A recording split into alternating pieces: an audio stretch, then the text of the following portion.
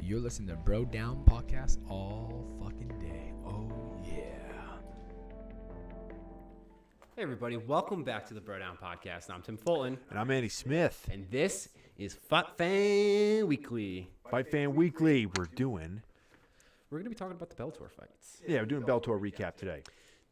There was no UFC fights this weekend. There wasn't a lot of news going on either, but Andy did see the Bellator fights. I was gallivanting out in New York City with some friends. So Gallivanter. So this is why we're setting it up on the Fight Fan Weekly. And up first, the first one to talk about is Larkin versus Nakamura.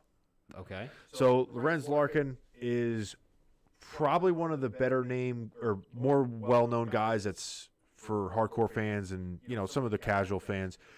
But he's definitely one of, like, you know, he's a top-tier fighter kind of thing. Maybe not like UFC championship caliber, but he's up there. Okay. And he fought a dude with one of the strongest chins I've ever seen. He hit this dude so fucking hard in the face. I'm pissed I missed this. Apparently it was really good. Yeah, he blew up his left cheekbone. Put on like just body shots, everything. Like, he looked fantastic. I think it's like one of the best I've ever seen Larkin look. Yeah. So yeah, it was a really good fight, and obviously Larkin won by decision. But Nakamura took a shitload of damage, like probably like 3 fights worth of damage. And like I don't think he might have went down once or twice, but it wasn't like he should have gone down from the strikes. Gotcha. He should have been dead. They were hard fucking hits. So while you were watching this, I was taking a lot of strikes on Street Fighter down at Barcade in New York City. So there was a lot of similarities between the two. Did you win? I did not. Oh. Well, there's not a lot of similarities. I spent a lot of time trying to remember all the little moves you could do, and I remembered none of them. Down, up, A. That's the only, or down, over, A. That's I tried it with all the characters. Street Fighter. And Mortal Kombat. That movie was terrible. Do you think it'd be good? Yeah, MVP won against Anzai. I never saw Anzai fight before. Dude's a little tank, though. But Michael Venom Page is... Ooh, look at that height difference. Jesus Christ. Yeah, Michael Venom Page is a very special talent. A lot of people give him a lot of shit for being, quote, a can crusher, meaning he fights guys that aren't up to his talent level or nobody knows, and he just completely destroys them. I don't give a fuck if he does or doesn't, because the shit that he pulls off, he tried this kick. I have no idea what the fuck it's called. It was like almost like a turning wheel kick, except instead of a wheel kick, he like planted his foot and did like a donkey kick backwards and almost landed it flush on the face. Like, he was doing some wicked shit. And then this is one of the fights that ended in a one-punch TKO or KO. Like, he just sniped him after almost knocking him out 2 or 3 times. Like, I think he knocked him down twice and just walked away and let him stand up. Like, it was bad. It was bad. Bad and a good. Well, it was what Michael Venom Page does. Classic MVP stuff. A couple flying knees in there too. It was impressive. I wonder what the reach difference was. It was pretty significant. The knock on MVP is that, again, he's can crusher. They kind of like, he fought Lima, and that's the only loss that he has. Yeah. So they were like, when he fights the top level guys, he didn't come through. But I don't know, man. I like MVP. I like his shit. He's usually known for celebrating too much at the end of fights, but this was in Japan, and after he won, no celebration. Oh, I like hearing that sort of thing. Yeah. When people respect culture and stuff like that. Yeah, it was cool. It was awesome seeing the fights in Japan because the crowd is dead silent. I love Japanese fights. Dead silent. Yeah. While you were watching that fight, I was on beer number 4. Continue. Oh, wow. Well, beer number 5, Michael Chandler versus Sidney Outlaw. Okay. I hope that's his real last name. That's a badass last name. That is yeah. Yeah. Did he come out to Indian Outlaw by Tim McGraw? No? Okay, moving on. No, all those rhymed. Yeah, Chandler is has been for a couple years arguably one of the best fighters that doesn't fight in the UFC. Okay. Fucking tough, gritty dude, hits like a tank, wrestler. Came out kind of even for, how short the fight was. And then, again, another one-punch TKO. That's awesome. Yeah. It's cool to see him win.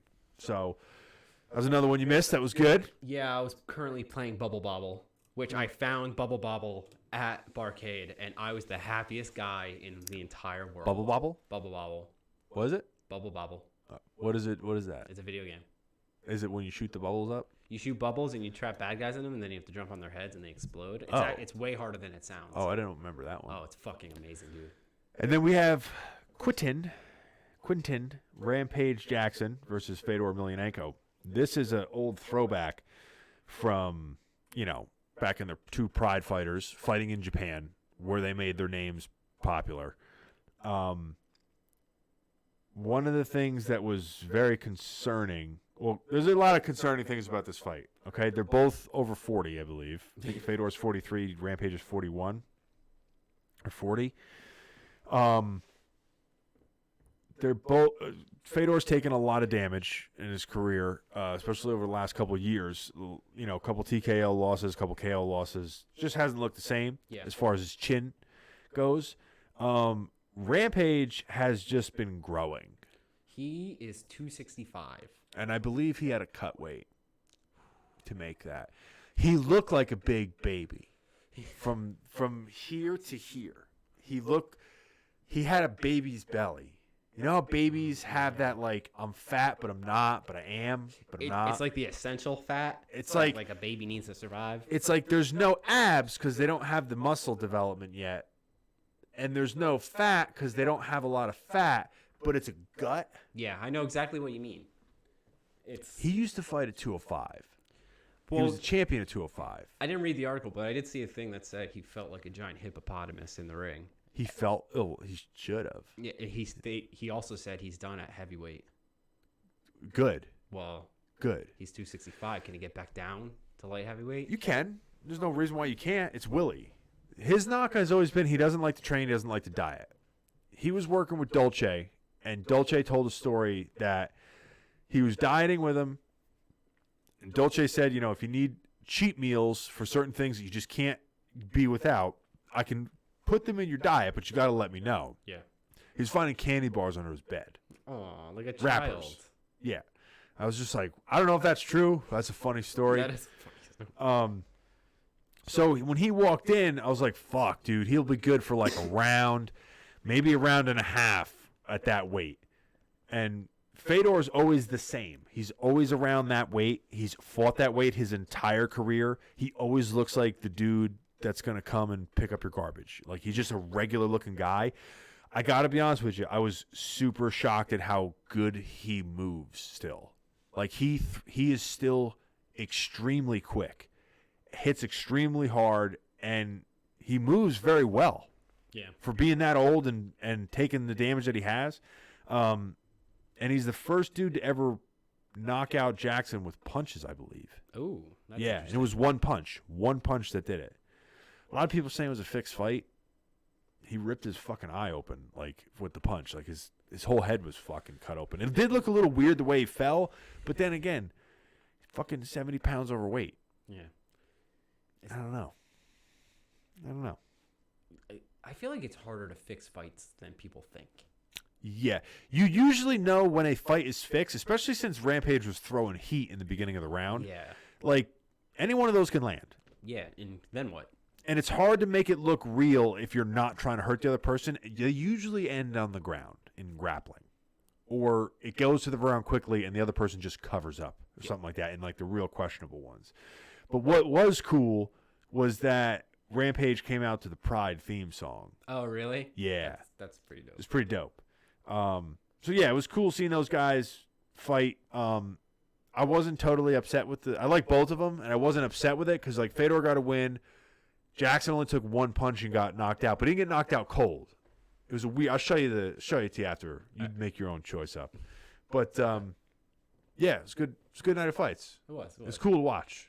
I ended my night getting my ass handed to me in NBA 95, but the arcade version. What's the fucking NBA game where they light on fire? I don't know. It wasn't this one, but that's what I was waiting for. Dude, NBA Heat. Heat. NBA Heat? You play like 2-on-2 or 3-on-3. That's what this was. It was 2-on-2, but the fire thing didn't happen. And that guy that's the announcer's like, oh, it's heating up now. And then like, if you get enough, you just get super duper fast. Yeah, and you just, depending on who you are. Yeah. Everyone has a different talent. Like Larry Bird just like crushes it from half court. Just starts like dumping threes. I think Magic Johnson can like pass the ball from the stands or something because he was known as a passer. And Michael Jordan just like, everyone dies and he just like, does whatever. Owns everything. Yeah. Becomes god of the court. There's a bunch of that was the one game that was a sports oriented game that I liked playing besides Madden. Yeah. One of the only ones. I agree. I don't know. I can't remember which one that was, but I that must have been NBA Heat. We were actually really pissed off because we played this NBA game. It took 50 cents per person, so it was $1 for us to play, and it lasted one round. Oh. So the end score, I said I got my ass handed to me. The end score was actually 6-6. Oh. And then it stopped. And we were like, what kind of... It was $1 to play for like 30 seconds. Yeah. Horse shit. Yeah. They used to have a EA sports game for Bellator or Strikeforce. Oh, yeah? So and Shane used to have it. And the thing that sucks about it is it's easy to make... Not easy. It's easier to make a striking only game. Yeah. Because the grappling is very difficult in a video game. But some people that played it would only do grappling because it's so hard. So once they get you, like what happens when you get into a submission is this circle pops up. And it's got these colors on it. Okay. You have to move, like it'll be like the circle will move, like the color shade will move, and you have to like move the slider to it. And the more you move it to it, the bigger the thing grows and it hits the outside, you get out of submission. But the more that you don't move it to it, it gets smaller and smaller, and then they lock the submission in. I think that's how it works. We never figured it out. I don't think anybody figured it out. So anytime you got taken to the ground... It was just a mad scramble. Yeah, it was just horrendous. So anytime you got taken to the ground, you're like, oh, fuck this guy. And you just quit the game. Because you just Rage quit. Just fucking bullshit. But you would go on... That's how friendships end. Yeah, and you would see people's records on there. Like, it would give you your record. So if you went against a guy where it was like, he's got like 200 wins and fucking 40 of them or 100 of them were submissions, you're like, oh, fuck this guy. I'm not playing this guy. You just quit. Yeah. So you'd go, like, it'd be like, fight me, stand up, fag, and like that kind of shit. Because like you don't want to have to do the submission game. But the one thing I remember about the game was he went against this one kid. I have a picture of him somewhere. We talked about this for like years after. The kid's record was 500 and 8,500. What? Or some shit like that. Like he won 500 fights, but he lost 8,500. And I was like, do you know how long you have to play? Because it takes time to load into the game. That's 9,000 fights. I know. 9,000. But do you know how long? Like we eventually said it had to be something like, he must have a lag in his system and it just X's him out. But we were saying like if that's real, do you know how disheartening that is to just keep trying? After you lose 7,500 times, you're like, I'm gonna get him next time. This is gonna be the one. Yeah, those 500 have to be complete flukes. They have to be. Oh, yeah. That's horrendous. Yeah. All right. Well, this has been Fight Fan Weekly. That went way off the fucking rails. Way off the rails. This is what happens when there's no MMA news, guys.